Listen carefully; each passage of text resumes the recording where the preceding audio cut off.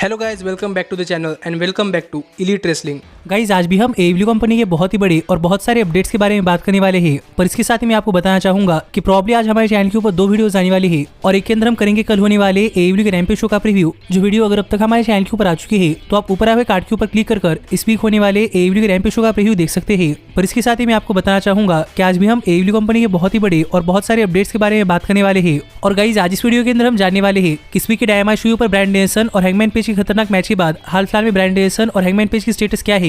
जिसके साथ ही हम जानने वाले हैं कि इस वीक के डायनामाइट शो की व्यूअरशिप क्या रही। जिसके साथ ही हम जानने वाले हैं कि इस वीक का डायनामाइट शो खत्म होने के बाद काफी सारे सुपरस्टार्स की रिएक्शन क्या है। AEW ने एक और नए सुपरस्टार को अपनी कंपनी के अंदर साइन कर लिया है। और गाइज रेफिनेस के हेल्थ स्टेटस को लेकर मेरे पास आपके लिए एक अपडेट है। जो अपडेट अगर आप मिस नहीं करना चाहते तो ये वीडियो एकदम आखिर तक जरूर देखना। और ऐसे ही AEW कंपनी से रिलेटेड हर एक न्यूज, रूमर और अपडेट और AEW कंपनी के हर एक शो का रिव्यू पाने के लिए हमारे चैनल को सब्सक्राइब करना मत भूलना। पर गाइज अब ज्यादा देर ना लगाते हुए चलिए ये वीडियो शुरू करते हैं। और सबसे पहले बात करते हैं इस वीक हुए AEW के डायनामाइट शो की व्यूअरशिप की और जानते हैं कि इस वीक के डायनामाइट शो की व्यूअरशिप क्या रही। तो गाइज अगर आपने हमारे चैनल के ऊपर इस वीक के डायनामाइट शो का रिव्यू वीडियो देखा है तो आपको पता होगा कि इस वीक का डायनामाइट शो AEW कंपनी की तरफ से एक बहुत ही बड़ा डायनामाइट शो था। जिस डायनामाइट शो के ऊपर हमें ब्रायन डेनियल्सन और हैंगमैन एडम पेज का एक बहुत ही बड़ा मैच देखने को मिला, जिसके साथ ही हमें नए चैंपियंस भी क्राउन होते हुए दिखाई दिए हैं। पर इस सब के बावजूद अगर यहाँ पर हम बात करें इस वीक के डायनामाइट शो की व्यूअरशिप की तो गाइज इस वीक के डायनामाइट शो की व्यूअरशिप इसके पहले हुए डायनामाइट शो के मुकाबले करीब 3.5% ज्यादा बढ़ चुकी है। और जहां पर इसके पहले हुए डायनामाइट शो को व्यूअरशिप मिली थी 975 के व्यूअर्स, तो यहीं पर इस वीक के डायनामाइट शो को व्यूअरशिप मिली है 1.01 मिलियन व्यूअर्स। जो देखा जाए तो AEW कंपनी के लिए काफी अच्छी बात है,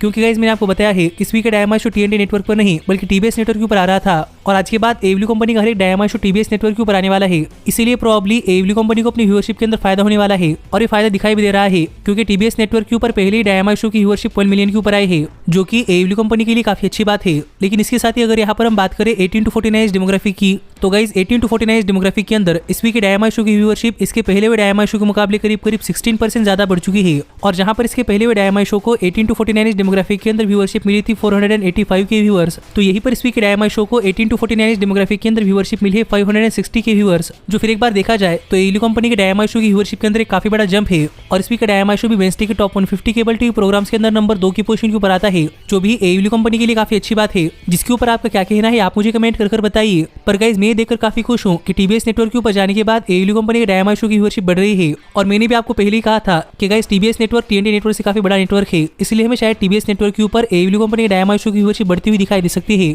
और अब बिल्कुल वैसा ही हो रहा है। जिसके ऊपर आपका क्या कहना है आप मुझे कमेंट कर बताइए। पर मैं तो यही होप कर रहा हूँ कि AEW कंपनी की व्यूअरशिप ऐसे ही बढ़े। और इस व्यूअरशिप के ऊपर AEW कंपनी के चेयरमैन यानी कि टोनी खान ने भी एक ट्वीट कर अपना रिएक्शन शेयर किया है। और यहाँ पर ट्वीट करते हुए टोनी खान ने कहा कि टोनी खान ये देखकर काफी खुश है कि TBS नेटवर्क के ऊपर प्रीमियर होने वाले पहले ही डायनामाइट शो की व्यूअरशिप करीब 1 मिलियन के ऊपर गई है। और ये देखकर टोनी खान काफी खुश है और इसके लिए टोनी खान सभी फैंस को थैंक यू करते हैं। जो ट्वीट हाल ही में टोनी खान ने किया, जिससे हम समझ सकते हैं कि TBS नेटवर्क के ऊपर AEW कंपनी के डायनामाइट शो की व्यूअरशिप देखकर टोनी खान तो काफी खुश है। पर इसके साथ ही खुद TBS नेटवर्क ने भी अपनी तरफ से एक स्टेटमेंट रिलीज किया है। और यहाँ पर TBS नेटवर्क के ऊपर AEW कंपनी की व्यूअरशिप देखकर वार्नर मीडिया ने एक लेटर शेयर करते हुए कहा कि Warner media AEW company dynamite show की TBS नेटवर्क के ऊपर सक्सेस देखकर काफी खुश है। और वार्नर मीडिया चाहती है कि AEW कंपनी का डायनामाइट शो ऐसी व्यूअरशिप लाए और फ्यूचर में AEW कंपनी का dynamite show cable TV network provider के ऊपर नंबर 1 की पोजीशन के ऊपर आए। और इसके लिए वार्नर मीडिया टोनी खान और AEW कंपनी को कांग्रेचुलेट करते हैं और ऑल द बेस्ट कहते हैं। जो बातें हाल ही में वार्नर मीडिया ने प्रेस रिलीज के अंदर कही है कि वार्नर मीडिया TBS नेटवर्क के ऊपर AEW कंपनी डायनामाइट शो की व्यूअरशिप देखकर काफी खुश है। जो अपडेट तो काफी सही है, क्योंकि गाइस अगर टीवी नेटवर्क AEW कंपनी से काफी खुश है तो हम कह सकते हैं कि AEW कंपनी का फ्यूचर काफी ब्राइट है। जिसके ऊपर आपका क्या कहना है आप मुझे कमेंट कर बताइए।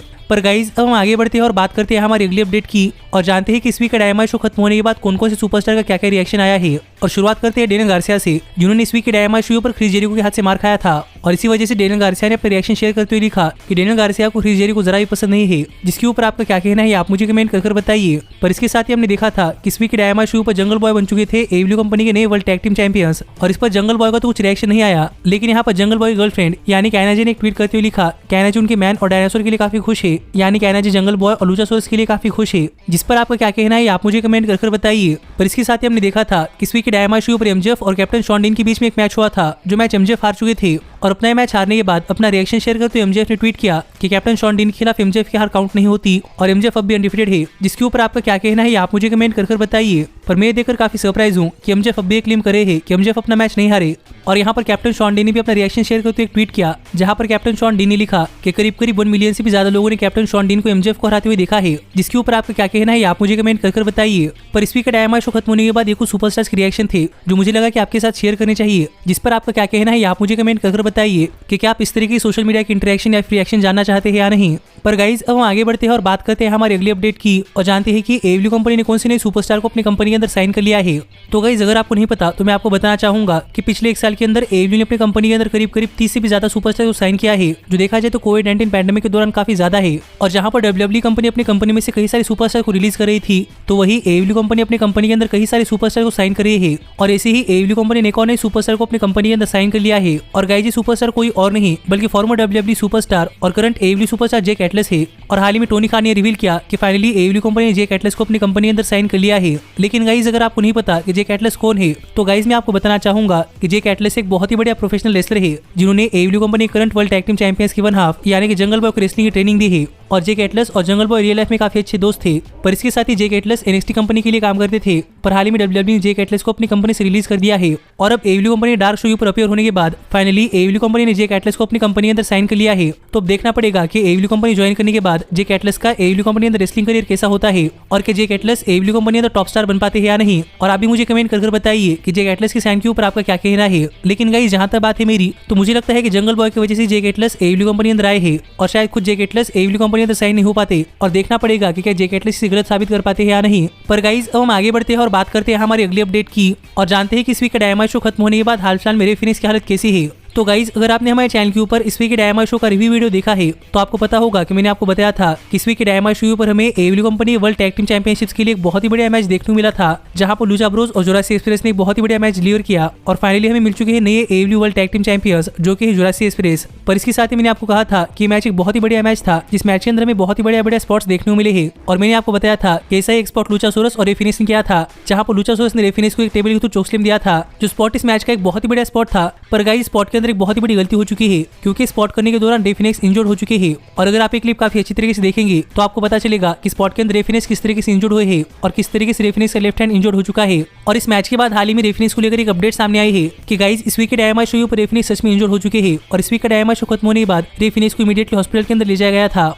और माना कि यहाँ पर रेफिनिक्स की इंजरी काफी वर्स दिखाई दे रही है, क्योंकि यहाँ पर देखने में ऐसा लग रहा है कि रेफिनिक्स की हड्डियां टूट चुकी है। लेकिन गाइस यहाँ पर अच्छी बात है कि यहाँ पर रेफिनिक्स की हड्डियां नहीं टूटी, बल्कि यहाँ पर रेफिनिक्स की हड्डियां डिस्लोकेट हुई है, यानी कि रेफिनिक्स के हाथ की हड्डी खिसक चुकी है, जो देखा जाए तो हड्डी टूटने से काफी अच्छा ही है। पर फिर भी काफी वर्स्ट इंजरी होती है और वो भी रेफिनिक्स के हाथ को हुई है। इसीलिए हम कह सकते हैं कि इस वीक के डायनामाइट शो पर रेफिनिक्स काफी बुरी तरह से इंजर्ड हुए हैं। और इसी वजह से रेफिनिक्स की हेल्थ को लेकर काफी सारे सुपरस्टार्स प्रे भी कर रहे थे, जिनमें से कुछ सुपरस्टार्स ने ट्वीट कर प्रे किया कि रेफिनिक्स काफी जल्दी ठीक हो जाए। और माना कि अब तक ये रिवील नहीं हुआ कि रेफिनिक्स को उनकी इंजरी से रिकवर करने के लिए कितना टाइम लगेगा। पर गाइस रेफिनिक्स की हालत देखकर मुझे ऐसा लगता है कि मेरे हिसाब से रेफिनिक्स को रिकवर करने के लिए करीब 6 महीने का टाइम लग सकता है। जिस पर आपका क्या कहना है आप मुझे कमेंट कर बताइए। लेकिन गाइस मैं ये देखकर काफी खुश हूँ कि रेफिनिक्स काफी बुरी तरह से इंजर्ड नहीं हुए। पर गाइस अब हम आगे बढ़ते हैं और बात करते हैं हमारी अगली अपडेट की और जानते हैं कि इस वीक के डायनामाइट शो पर हैंगमैन एडम पेज और ब्रायन डेनिसन के मैच के बाद हाल फिलहाल में हैंगमैन पेज और ब्रायन डेनिसन की हालत कैसी है। तो गाइस अगर आपने हमारे चैनल के ऊपर इस वीक के डायनामाइट शो का रिव्यू वीडियो देखा है, तो आपको पता होगा कि हमें इस वीक के डायनामाइट शो पर हैंगमैन एडम पेज और ब्रायन डेनिसन के बीच में एक बहुत ही बढ़िया मैच देखने को मिला था, जिस मैच के अंदर हमें ब्रायन डेनिसन और हैंगमैन एडम पेज इनका काफी ज्यादा खून निकलते हुए दिखाई दिया था।